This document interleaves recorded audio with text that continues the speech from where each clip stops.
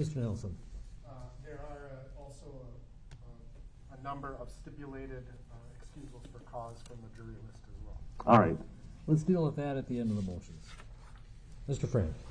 Thank you, Your Honor. So just for the benefit of the record, we remain concerned about the court proceeding with matters while there is this question of jurisdiction because of the pending appeal. And we just want to maintain that objection for the record. We certainly understand the court's position on it. In light of that, we've tried to identify what we think might be the most passable motions to deal with in light of the question about jurisdiction. And we were able to sit down with counsel, and I think we have reached resolutions or about them, or at least ways to put them off till further development for them, if we can. So with that, and just to be clear, partly what we're doing with the Court of Appeals is we have the murder three, which I think all agree I don't have jurisdiction to work with right now. Its judgment has not been entered on that appellate issue, and so that's put off. And so I understand that. The question becomes, okay, what about all the other motions? I think Mr. Nelson and the court are of the same view that most of these motions and jury selection can proceed because they are not related to the appeal. I know the state has a broader view and a broader concern about the court's jurisdiction, and that's what we're waiting for from the Court of Appeals. And I understand that they will consider it on the merits because you have filed a motion. I think what we were looking for first is, should we keep going while they consider the motion? I mean, give us a preliminary sign of, should we put the brakes on completely now while you consider the merits of the request for a stay, because that stay is probably for a much longer time. Okay, so I just wanted to make that clear that we're really asking two things from the Court of Appeals: short-term stay and a longer-term stay. I appreciate that, Your Honor, and we will, if it's not clear in our initial motion that we filed with them, if we do a reply, we will try to be very clear about sort of that two-step assistance we're looking for from our court, our appellate court. So now, with regard to the motions in limine that are either agreed or stipulated, if you could walk me through those. So, Your Honor, I think what I'll do is start with the defendant's motions in limine, and then just refer to them by number if the court has them in front of the court. The motion number 1, which regards sequestration of witnesses, the court may have already answered this in its order. I would also at this point refer the court to defendant's motion 16, because it also deals with sequestration in a sense, more specific to this case because of the live feed. We agree to sequestration, Your Honor, and one of the questions we typically run into in various courthouses is what exactly sequestration means, whether it means a witness can start watching after they testify, or they can never watch testimony and still be recalled as a witness. I don't know how this court's preference is, but I think we are of a mind that a witness could not be recalled if they watched any amount of testimony after their own testimony, with one exception I'll get to. So if that's consistent with the court's understanding, that is what our understanding is about sequestration. So you agree that after a witness testifies, they may watch further proceedings? They may not watch and still be called back as a rebuttal witness. All right, that is my general practice, so we're all on the same page there. And the one exception that we have discussed is expert witnesses. We would agree that each other's expert witnesses can watch the testimony of other expert witnesses and still be allowed to testify. Any objection to that, Mr. Nelson? No, Your Honor, so stipulated. And it is appropriate because experts can then be called in rebuttal to opine on why the other expert was wrong or why they disagree. And so I think it's appropriate that they be able to watch. And so even before the defense witnesses, expert witness would be called, they can watch the state's witness. Correct. Understood? Okay.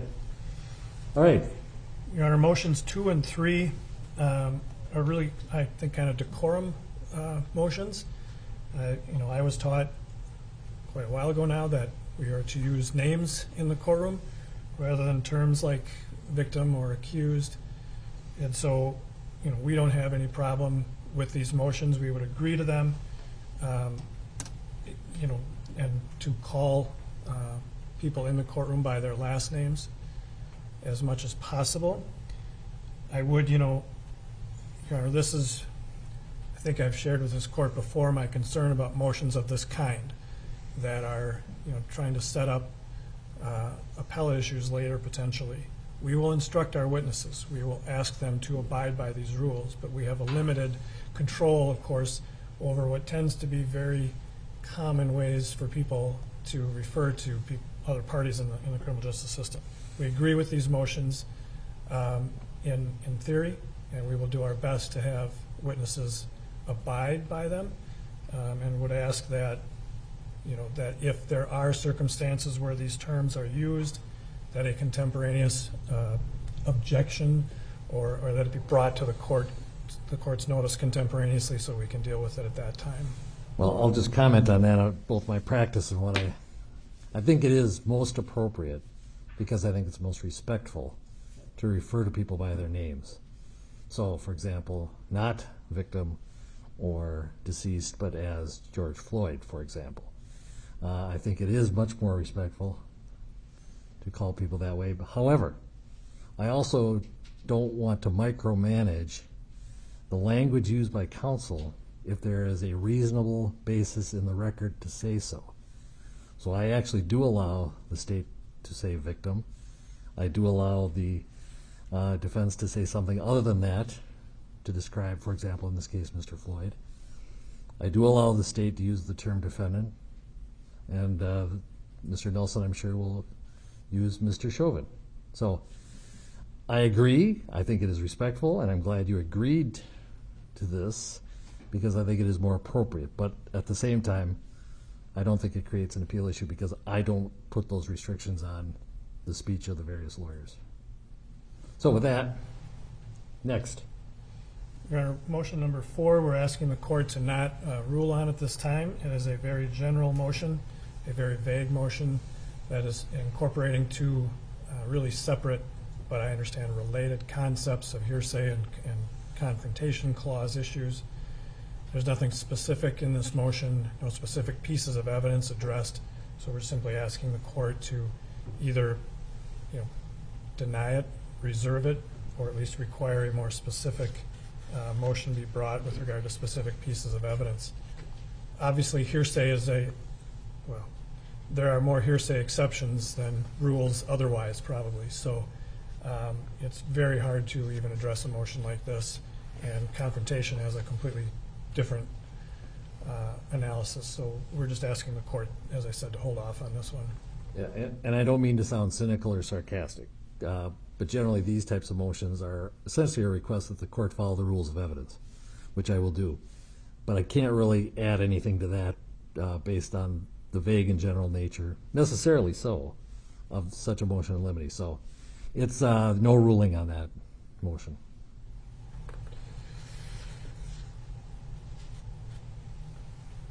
Your Honor, motion number 5 asks for the state to produce any information or background checks on prospective jurors. We consider that very clearly work product under Rule 9. It's work that we've put together, if any, on prospective jurors, and that's our work product. So we would deny this, or we would disagree with this motion. Mr. Nelson, do you agree? Are you all right with that? Yes, Your Honor. Okay. On number 5. Number 5, granted without objection. I assume that if the state is doing any criminal background checks, it is doing them on all the jurors and not selected jurors. If we did, Your Honor, I'm assuming we would do it on them all, yes. All right. Thank you. Number 6. Number 6, Your Honor, criminal histories of listed witnesses. It's, I think, sort of related to number 7 as well. We will comply with Rule 9 there are two provisions in Rule 9 that really provide this. We will provide a list of criminal convictions that we are aware of for witnesses in accordance with the rule. Defense agrees? Yes, sir. All right. That's granted without objection. Or Number 8, Your Honor, we, again, believe there's a rule that applies to this, and we will disclose statements that relate to the case made to these individuals and from these individuals, and we'll comply with the rule. It sort of moves into number 9 as well. Number 9 also incorporates, however, some work product, communications between counsel working on a case. So as for 8, I think the court can grant it with the understanding that it will cover our obligations under Rule 9, as will motion number 9, with the added caveat that some of it's simply work product. right. As regards number 8, Mr. Nelson, if you are agreeing to it, what is your understanding of what you're agreeing to? Your Honor, that's exactly what we were talking about, and I would note that the state, to my knowledge, has been complying with the Rule 9 requirements. I'm sorry, I should stand. Actually, why don't you sit but pull the microphone closer to you? Sorry, just the glare through here, too, is kind of difficult. So, Your Honor, with respect to number 8 and number 9, I understand that the state has an obligation to provide us with substantive statements that witnesses provide. I would note that it appears that the state has been doing that through various BCA reports that I've received. So I'm in agreement with how Mr. Frank articulated his obligations under Rule 9. Okay. Motion 9 as well? Correct. All right. Your Honor, motion 10, we had a discussion about this, and Mr. Nelson indicated to me that this motion is intended to deal with situations where the court makes rulings about certain pieces of evidence or testimony, and that we would then make sure our witnesses comply with the court's order. I don't think to this point we have anything like that yet, but with that understanding of the motion, we would agree that we would instruct witnesses with regard to the court's rulings on any permissible testimony or other evidence. All right. Defense agrees? Yes, Your Honor.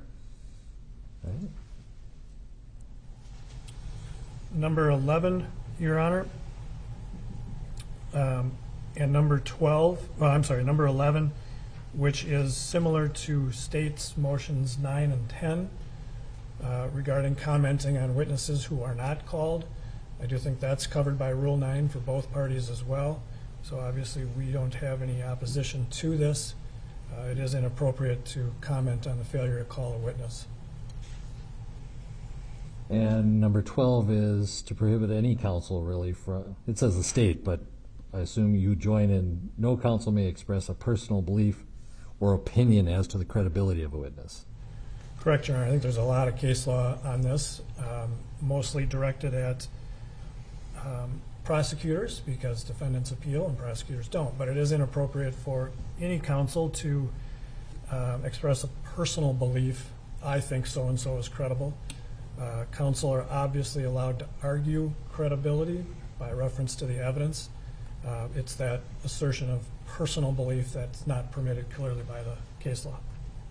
Is because they can, both sides can say this witness is not credible because of X, Y, and Z. Maybe I'm just restating what you said, but you can't say I believe or anything like that. I think that's exactly right. Both counsel can say this person is not credible and here's why with reference to the evidence. What's prohibited is saying I think this witness is credible. And where attorneys get in trouble and go wrong is the old I submit this, and then it kind of bleeds into that. But as this motion is written, we agree. Personal opinion is not permitted from either counsel. Okay. All right.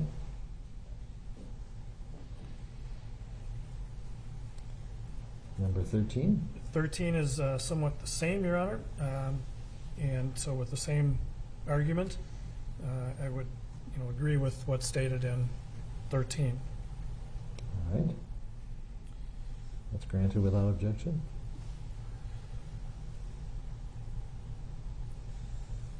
14 is that? Yeah, 14 is about witnesses expressing an opinion on guilt or innocence. It's generally improper for a witness to say, I believe somebody is guilty, or I believe somebody is not guilty, a witness. Obviously, witnesses are allowed to express opinions, particularly expert opinions, on ultimate issues.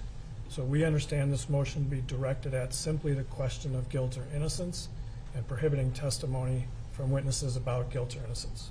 I think the motions include discussion of manner of death as well as cause of death.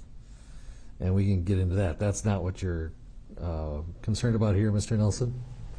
No, Your Honor. No, what we're talking about here is there are certain witnesses in this case who, whether it be in their statements to law enforcement or in their meetings with prosecutors, have expressed opinions about,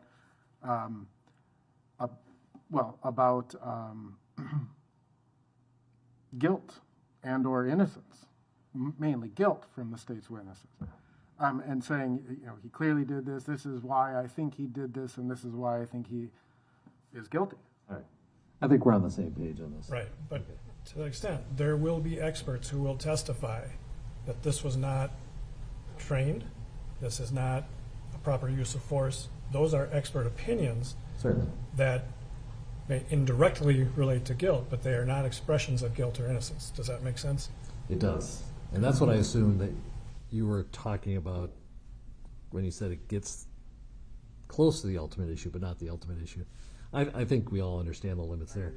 If we get into a gray area, just for everyone, ask for a sidebar and run it past the court, and I'll give you a ruling before it's blurted out by someone. And I think that would mostly probably be if Mr. Nelson or the state, depending on who's expert, if you object and ask for a sidebar, I'll know you're talking, well, this seems to violate the court's ruling, and I, on occasion, have directed the examining party to lead so that we get past certain prejudicial statements that the witness might make. So I encourage you to seek the court's guidance on how a question can go if we are close to the line. I mean, this very discussion we're having shows the problem with a sort of a vague. Exactly. It certainly tips us off to the issue, but there needs to be a contemporaneous objection and discussion about it with particular pieces of evidence. Well, I appreciate kind of the heads up, because if I see it coming, I am more likely to be prepared to rule, and hopefully appropriately. All right, next. Motion 15, Your Honor, is really about disclosure. I believe we've been complying with the rules on that and would continue to do so. Obviously, we have both sides have an ongoing duty of disclosure, and we will continue to comply with that. All right. Anything to add, Mr. Nelson? No, Your Honor. All right. Next. Your Honor, motion 16 we've already dealt with regard to the first motion. Motion 17, with reference to a Washington County case. I have told Mr. Nelson that we do not intend to introduce anything in our case in chief directly on that. It would be only subject to opening the door or something happening at trial that would otherwise make that potentially admissible. Perhaps a Rule 608 issue, is that what you say? Okay, and I'm not limiting you to that, but that was my guess. Yeah, I mean, there are circumstances where it could come up, but our agreement today is, as in our case in chief, we would not put that in. All right, thank you. Number 18? Your Honor, I'm going to ask the court to skip around now a little bit. Okay. Proceeding to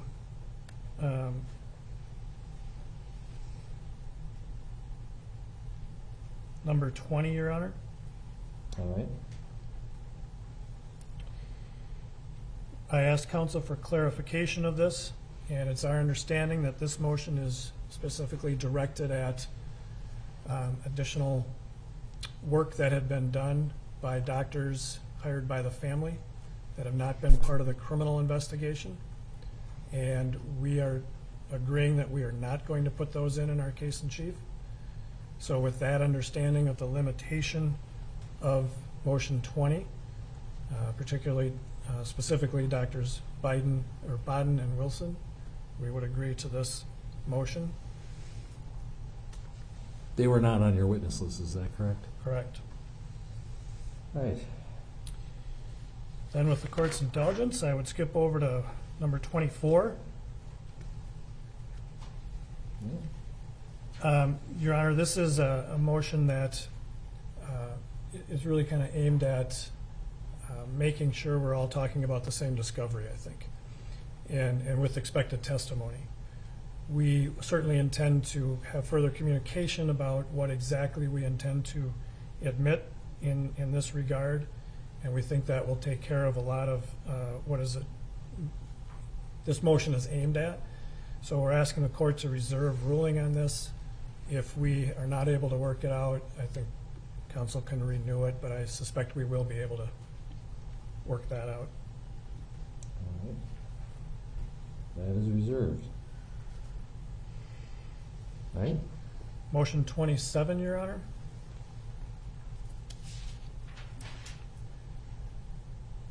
At this stage, we are not anticipating putting in our case in chief any evidence about that matter.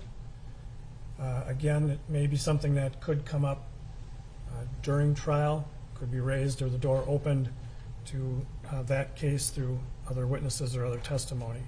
Okay. So at this point, we're not opposing that motion as phrased, with the understanding that that could change depending upon how the trial proceeds. And then we can proceed with either a sidebar or other conference outside the hearing of the jury on that. Anything to add to that, Mr. Nelson? No, Your Honor. Thank you. Your Honor, motion 28 has a number of subsets. And with regard to paragraph A, we are not opposed to providing a list of our actual trial witnesses prior to trial. I think we talked when we discussed, maybe the week before trial. We understand, Your Honor, talking with counsel, that a lot of the concern here is about subpoenas and getting witnesses here. And we understand counsel's concern, and they understand ours, and I think we will be able to address those concerns. If the court wants to issue something specific about this, we would suggest the Friday before that Monday. I suspect we'll have ongoing conversations with counsel about that. Is- A week before? Yes, if we could do that. So let's assume March 29th that we are having openings and witnesses. So you're saying by March 22nd, the defense will be provided a witness list of witnesses, the subset that you intend to actually call. Keeping in mind, you're not bound to it. It's more the professional courtesy of, here's who we're actually going to call so you know how to prepare. Correct. Because how many, I think we counted, 362 potential witnesses on the state's witness list, Your Honor. and I think all told with yours, I think it ended up being roughly 400 once you get rid of duplicates. So that would be greatly appreciated by all. So March 22nd, I think, assuming there are no other delays in the case. Paragraph B, Your Honor, we understand that, in a sense, we're required to do this for the court's purposes of security in the courthouse as well. I don't see a problem with doing this. With both paragraph A and B, we just ask the understanding that we not be held to exactly what we've provided, because as we all know, things change, witnesses become unavailable, one day, and we just want to make sure this is not binding, that everybody understands that, and I think we do. If you in good faith give me a list and defense counsel a list, it's basically so they know what's coming the next day. The sheriff knows who's coming the next day. If you end up not calling because somebody calls in sick that they can't make it that day, I'm not going to hold that against you. It's a problem if you want to add somebody onto the list who is not on the list. So if anything, I would shoot a little long each day so that the sheriff's office can make sure they let people in, because that's being fairly tightly controlled. And I think I made it clear that I'm not gonna, or I'm gonna try in managing the trial to not have witnesses go over more than one day, to go overnight that they complete their testimony within 1 day. Accordingly, I'm asking counsel's flexibility to possibly go till 5, maybe a little later. My usual practice is 4:30 to stop, but I think given that, I think the need to get the witnesses on and off and gone prevails over getting done by 4:30. So just a heads up on that. Thank you, Your Honor. Paragraph C, we've discussed with counsel. We certainly would not stand in the way of the defense of subpoenaing witnesses. We have some witnesses subpoenaed. We will,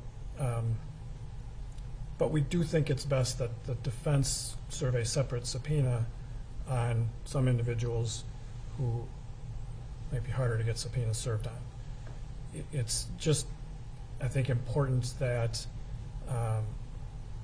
both sides have that grip on witnesses. We may have subpoenaed people that we may not call, and we don't want to be the steward of the defense's control through the court's subpoena of a witness. We don't say that to be difficult or obstructionist in any way, but we just think that needs to be done by each party. We certainly will not call off subpoenaed witnesses until they can be subpoenaed if possible, to try and facilitate that process if we can. I just don't think it's a requirement of us, but we certainly will. Mr. Nelson, is there anybody specific at this point who the state has subpoenaed, who you would also want to be under subpoena, but because they perhaps are antagonistic to your side, So you expect might not show up or evade service of your subpoena? So we have had, may I take this off? You can, yeah.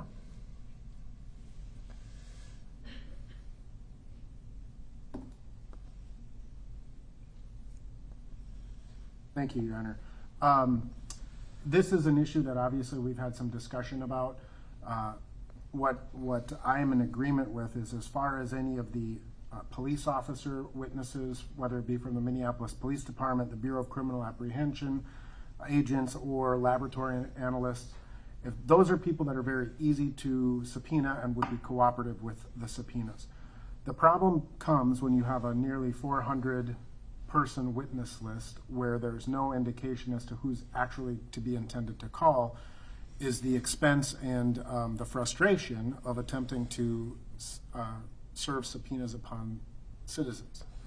So, yes, Your Honor, we have had substantial discussions about one witness in particular, who the state has already subpoenaed, and the state has indicated that they will keep that person under subpoena. I have made efforts to attempt to locate this individual, and there may be some corollary issues relating to this issue, or to this particular witness, that we'll need to address at a later date. But that person in particular. Other than that, Your Honor, by my estimation, of the approximately 350 to 400 witnesses, there are somewhere between 43 and 100 witnesses who saw some, all, or nothing of this incident.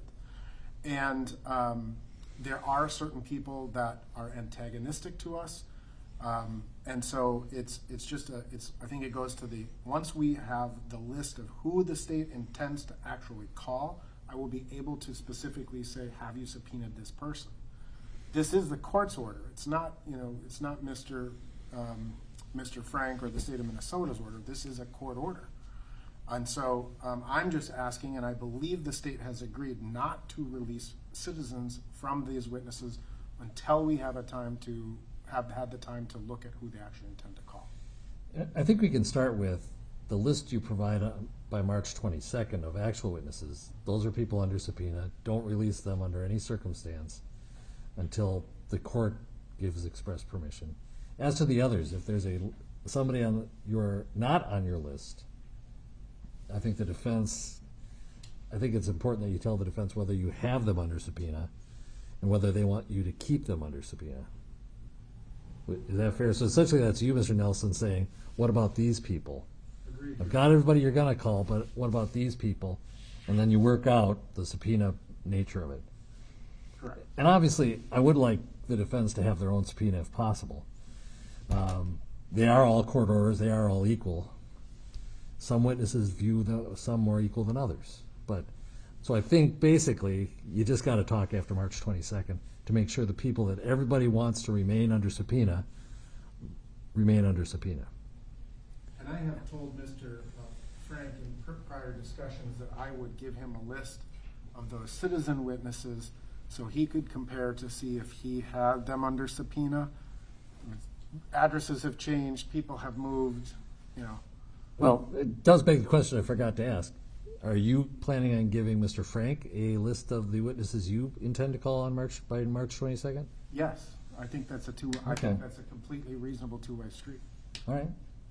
Obviously, this does relate back to paragraph A, that list that we were talking about. Right.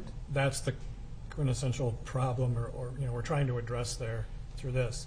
The problem, of course, with subpoenas, they are court orders, but we have the power to tell people that you're now released from that. True. Also, in that subpoena is contact information for somebody working on our team. So then you've got a witness who is contacting our office for direction on what to do. Understood. And then we're in the position saying, so far, hang in there. You know, that's the sort of awkward position we get in.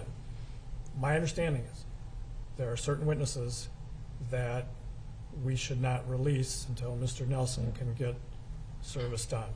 I understand that. And I think basically, if they're on his actual, these are the likely ones off of my witness list I'm going to call, but you aren't, but you have them subpoenaed, I don't think you should release your subpoena. Perhaps advise them that they are released from your subpoena, but they're still under court order to appear for possibly for the defense, and that they should call, and then Mr. Nelson can give you the contact for whoever is handling witness matters in his office.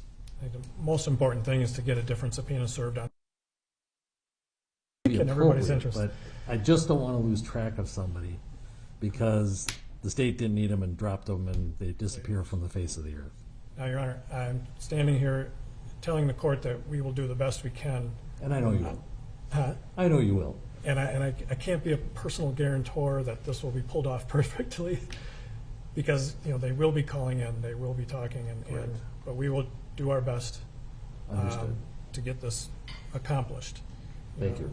We don't want the court involved in this kind of matter again, I guess I would candidly admit. Paragraph D, Your Honor, I think is really related to motion 24, which we have already addressed and asked the court to reserve. We'll deal with that. I'll reserve. And same thing with regard to paragraph E.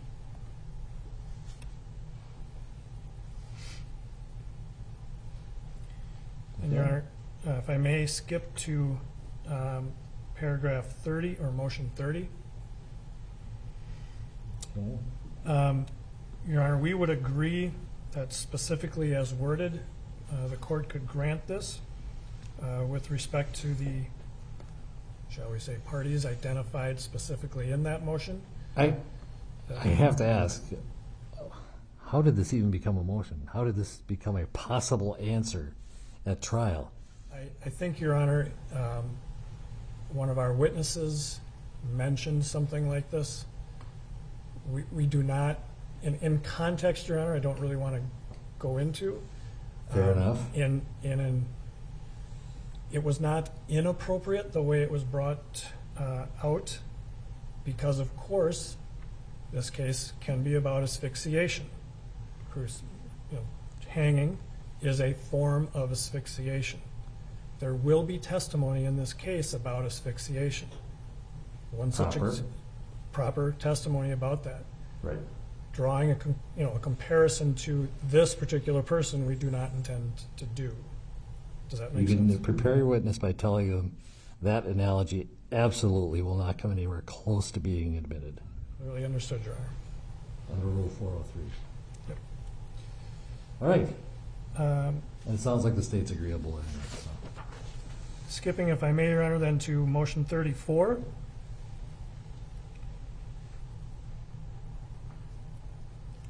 Your Honor, I probably should actually let Mr. Nelson speak to this. I think this Spiegel incident was brought before the court before the court made a ruling. I think there has been some additional discovery since then that the defense would like to bring to the court's attention through an offer of proof. I think I'd probably be best if I let Mr. Nelson speak for himself on this Okay. one. Why don't you swap places just for a little bit?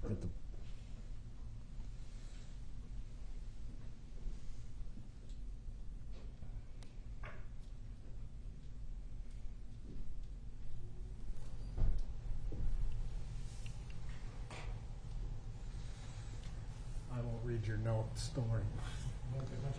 Yeah. 34, Your Honor, is just our request to make an offer of proof. The court previously dealt with, obviously, the 404B motions that we brought relevant to the May of 2019 arrest of Mr. Floyd. The court, in its order, it issued sort of a summary order and had indicated that a memorandum would be filed by the court stating the reasons why certain 404Bs were admitted and others were rejected. We've just not received that order. What I expect, however, Your Honor, is that there has been significant developments in this regard, at least with respect to the defense perspective, that we would like to supplement our record, ultimately ask for reconsideration of based upon that new information. That was not available at the time that we brought that motion. All right. Why don't you go ahead and do that now? Sure. So, Your Honor, and again, I'm simply, I am speculating as to the court's rationale as to why the previous arrest of Mr. Floyd was denied. However, my speculation is that the court considered our analysis, our statement of facts to be somewhat speculative as to whether or not Mr. Floyd had drugs in his mouth at the time of his arrest.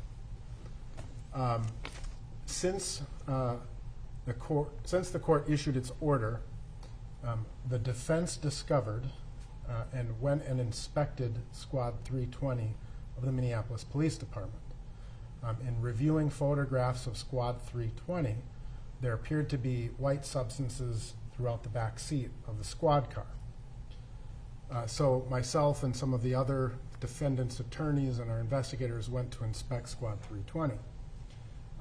It was very apparent that what was in Squad 320 was controlled substances. The state of Minnesota then subsequently had those substances taken out of the squad car and tested. They are, in fact, methamphetamine and fentanyl, and they contain the DNA of George Floyd. So they are partially chewed up pills. In addition, Your Honor, the additional evidence that was discovered, the state executed a second search warrant on the Mercedes-Benz that was being driven by Mr. Floyd, and located in the center console of the Mercedes-Benz were two pills that were identical to the two pills that, or appeared to be identical to the pills that were in Squad 320. Those pills were analyzed, and those pills also contained methamphetamine and fentanyl. So ultimately, if we look at this particular incident, in what the state argued was speculative, that our screenshots that we had submitted to the court in connection with that 404B, was it gum, was it something else, was it drugs? I think the question has been answered, that we now know for a fact that there were drugs that were in the car. We know that there were drugs in the squad car that contained Mr. Floyd's DNA, and that those drugs in both of those cars were identical to the drugs that were in Mr. Floyd's system at the time of autopsy. So in that regard, Your Honor, if we liken it and we go back to what happened in May of 2019, when Mr. Floyd was pulled over, put a large amount of drugs in his mouth, he was taken into a squad car. He was then ultimately hospitalized, where he had to be physically restrained by hospital staff.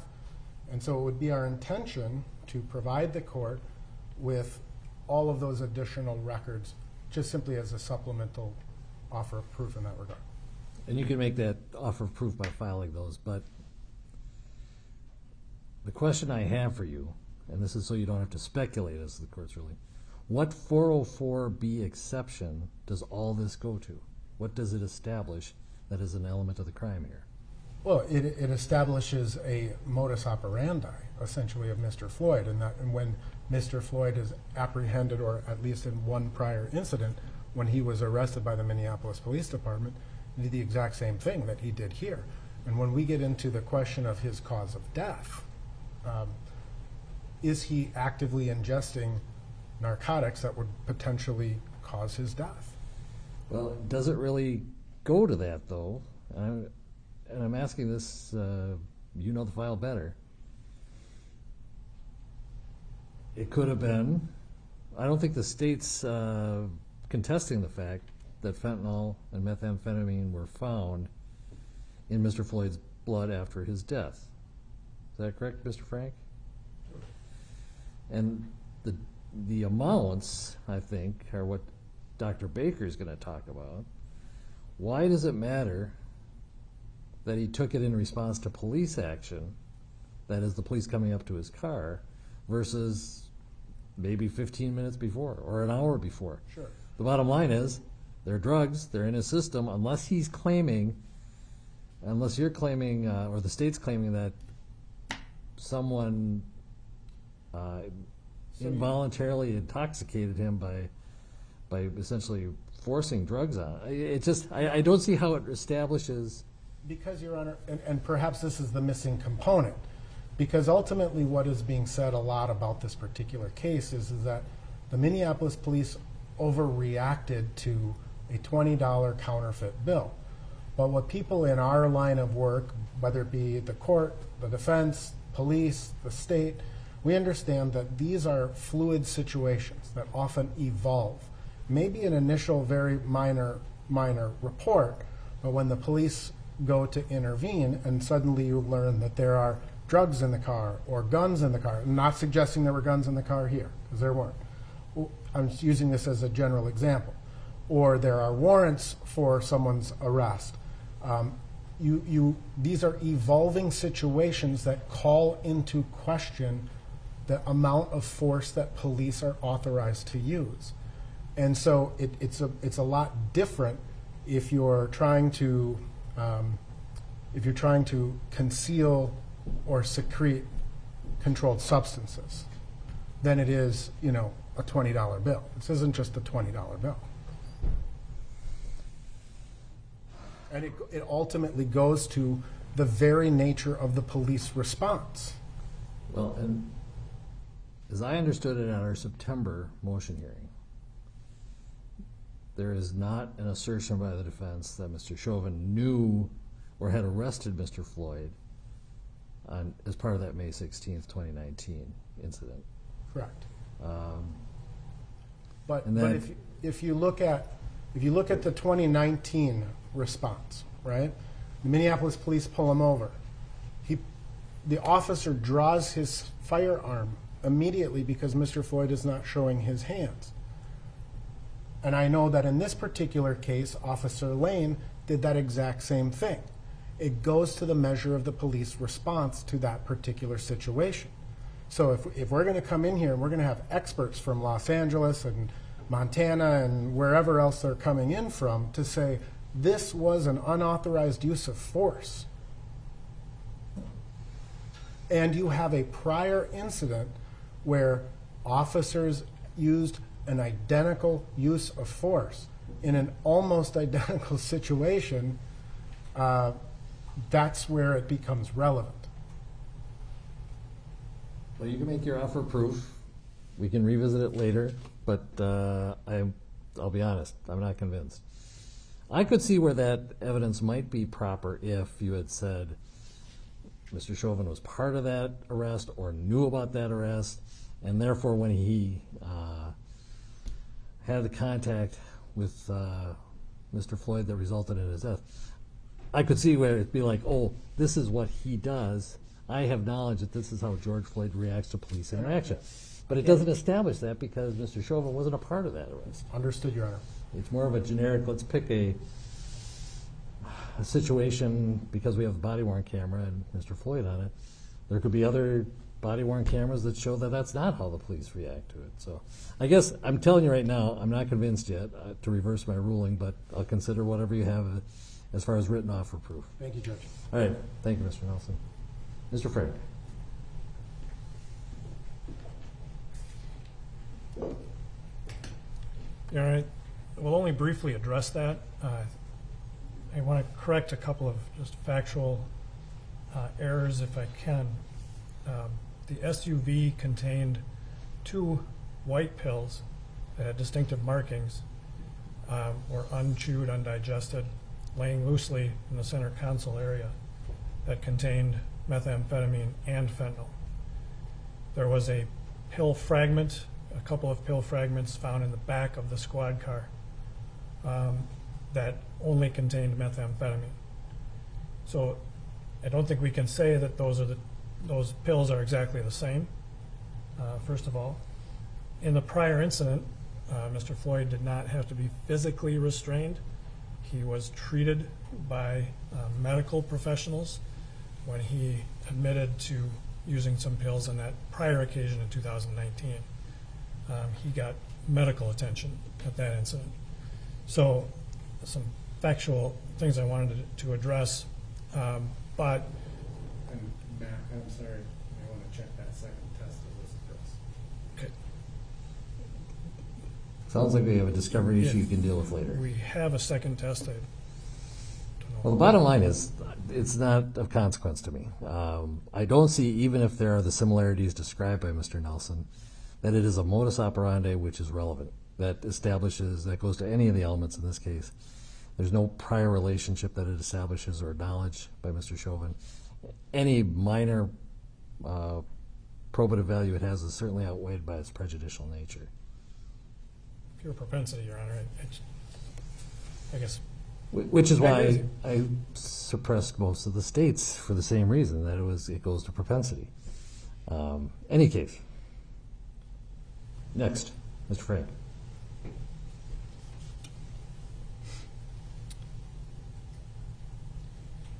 So then, Your Honor, motion 35, we would ask the court to reserve this. I had asked counsel to try and narrow this down to specific records, specific items. I think we'll work on that. So I think we would simply ask the court to reserve motion 35. Okay. And then, Your Honor, motion 37. I don't know, I have no personal knowledge of what the National Prosecutors College is.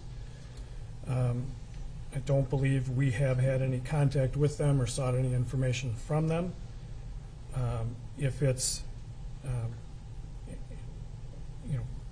we have the rules of discovery that we have to disclose statements that relate to the case. And I think that, well, quite frankly, I think the court should just deny this. What organization are you talking about, Mr. Nelson? I know that the National Advocacy Center used to be down in South Carolina, but that's been closed, so I'm not sure what organization we're talking about. So it's my understanding that I've heard from other prosecutors that it's an organization that gathers materials relevant to expert witnesses and their testimony, copies of transcripts, things of this nature. So you think that they might have collected something about your experts? If they have, or even their own experts, that would be, I think, discoverable under the rules. I agree, if they have collected them. Mr. Frank? Whether it's this organization or a similar organization. Mr. Frank? To my knowledge, Your Honor, we have not obtained anything from this organization that counsel might be referring to. I'm not sure that if we did, it has to be disclosed. It would simply depend on what it is. Well, I'm going to tell you, if you got it, you're going to disclose it. Whether it's from a prosecutor's organization or somewhere else where you've obtained transcripts, basically, because I'm familiar with the concept of the transcript banks. A transcript that could be used to cross-examine your expert or their expert, for that matter. Sometimes I know prosecutors will get it for their own to know what's out there that they have to defend against. So if you have it, he gets it. It's not work product. It's not work product, Your Honor, but it may not be a statement relating to the case. Well, that may make it not admissible, but I think this is a discovery issue. So if an expert says something on the witness stand, Correct. right, that raises a question based on something they've said before, written before, it doesn't become a statement about the case until they testify. Correct. In terms of having to disclose it. So not. No, I think it is, we're talking discovery here, not admissibility. You may disclose it and none of it's admissible because there's nothing in it. For example, if they give opinion A on the stand and there's a transcript, in another case they said not A, that's permissible impeachment of their opinion to go in and say, well, in State versus Smith, didn't you say X, Y, and Z, and now you're saying A, B, C. I think that's permissible impeachment. And if you have transcripts, I think discovery-wise, Mr. Nelson's entitled to that. But what I'm saying is, until that witness says not A on the witness stand, that prior doesn't, I may be mixing up the court's analogy, until that witness says A on the witness stand, not A isn't a statement about the case. Correct. It's potential impeachment. Correct. So there's no duty to disclose that until he says not, until he says A. I'm telling you to disclose it. And then I assume the court will be telling the defense to do that as well. Absolutely. If you have transcripts of somebody's, the other side's witnesses or your own, those should be disclosed. This is in federal court where you have to wait till cross-examination. Your Honor, that is all of the defendant's motions we were prepared to address today. There are several of our motions that we could address. I don't know if the court wants me to yield the podium or start in on those. Is there, can we talk about number 33, the Spark of Life, or did you want to wait for later? I would prefer to wait, Your Honor. That's fine. I mean, Spark of Life is a very familiar topic to us all. I'm hesitant to start into it today because I'm not sure what the contours that defense counsel is thinking of with regard to Spark of Life testimony. To me, it's pretty straightforward, but I'm just not sure I know exactly what the problem is there. So we did not talk about it ahead of time, and All right, why don't the two of you talk and we can address it later. I mean, yeah. Okay. All right. So it's my understanding that the other defense motions that have not been addressed today, we will address tomorrow or as scheduled. Subsequent days, correct. Okay. Do you want me to start on ours, or do you want to? Mr. Nelson, are you prepared to? On the states, yes, I'm Yeah. prepared. All right. And if you could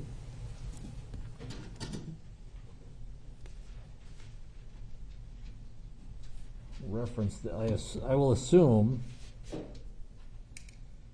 on the state's motions that these are from the motions filed February 8th, 2021, unless you tell me otherwise. That's my, that's what I'm working from, Your Honor. All right, and these are also numbered, so if we can walk through the numbers, and let's start with things that are not contested that you've essentially agreed on. I actually think that the vast majority of these will not be contested, Your Honor. Okay. With respect to witness number one, or excuse me, motion number one, we have no objection as to the permissible grounds for impeachment. Would not use a FBI report or a BCA report to impeach a witness who didn't prepare that statement. Number two is one that is going to be contested. It also corresponds to a subsequent filing that I don't have pulled up right now. But number two will be contested. I think you're talking about the state's second amended. Correct. That were filed on March 4th. Is that correct, Mr. Frank? It is, Your Honor. It's These- amended motion 2. Understood. Thank you. Mr. Nelson. Thank you.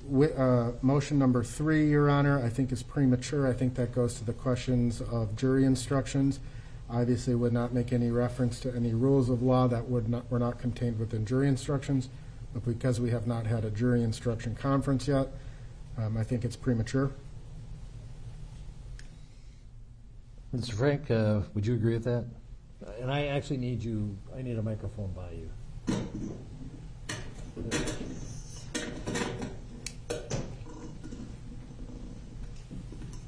Thank you. Your Honor, the problem I have with waiting, of course, is we will have voir dire, we will have jury, we will have opening statements and witness testimony that could depend on what these concepts are and what they're going to be. So I don't think this is something we can reserve until the end of trial when we're looking at the final jury instructions. Because as part of our motion is, any testimony or argument about essentially incorrect standards of law. So I do think we need to address this certainly before opening statements. Well, again, my strong position is nobody should be trying to instruct the jury on the law, because that's my job at the end of the case. And so if counsel starts to ask jurors their opinions about what does this charge mean, and use words like but for or intend, that's going to be problematic in jury selection, just to warn you.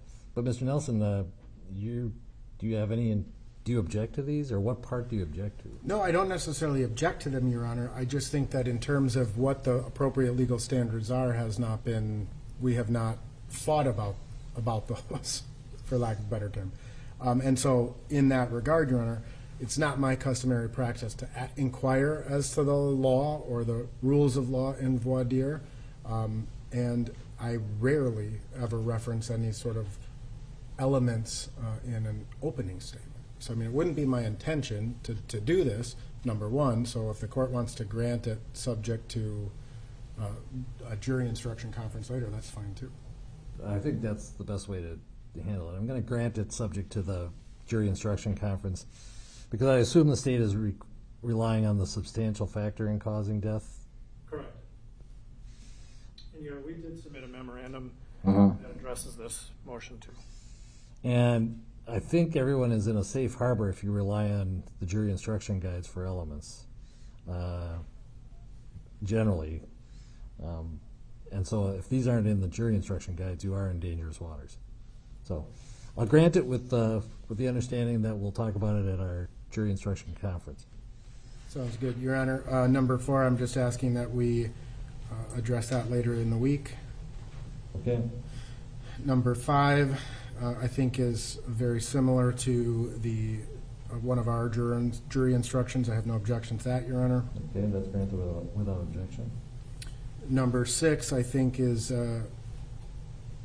also part of our ongoing discussions about the training materials that both sides intend to introduce and the reasons for which they may be introduced, whether it to show that Mr. Chauvin received particular training or the policies of the MPD.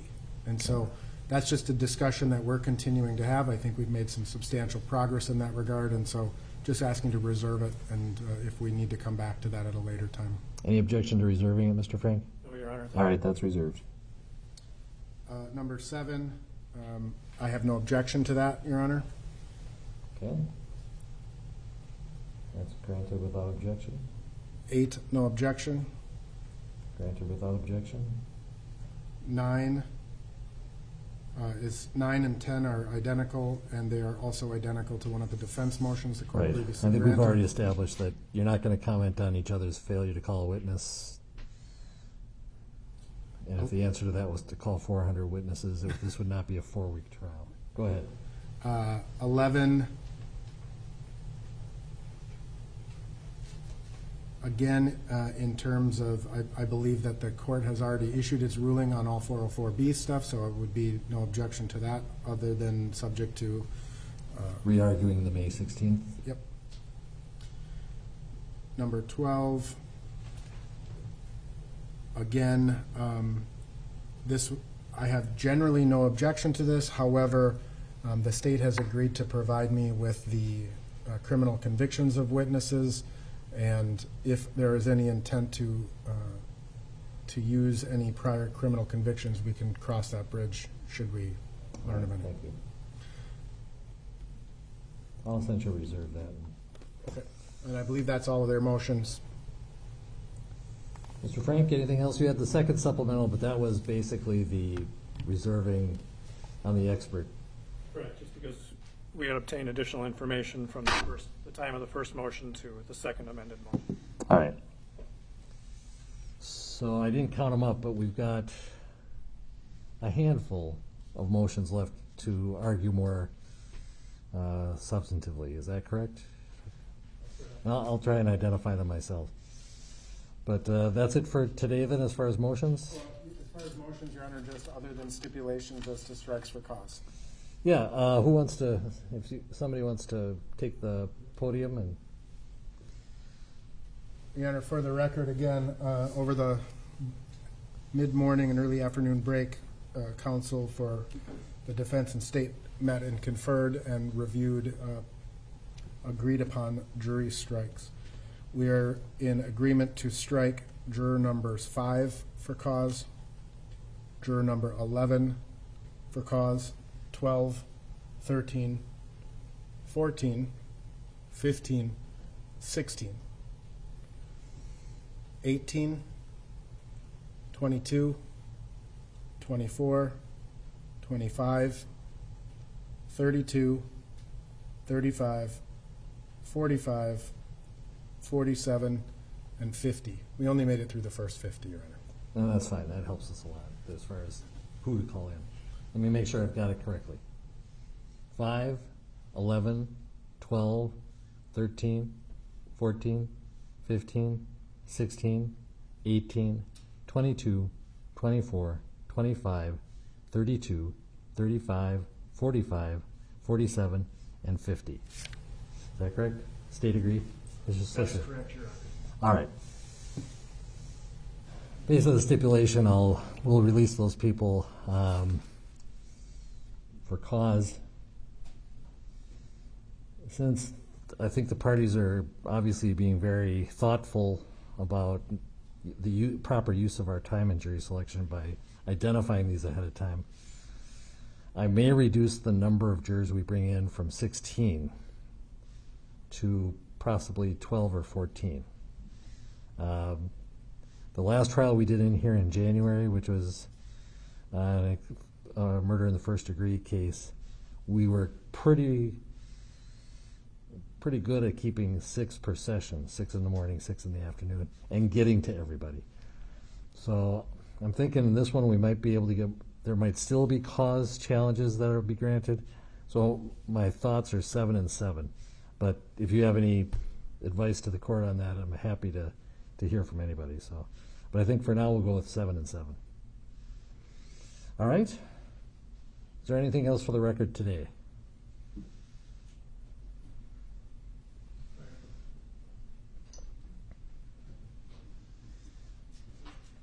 You can't do it.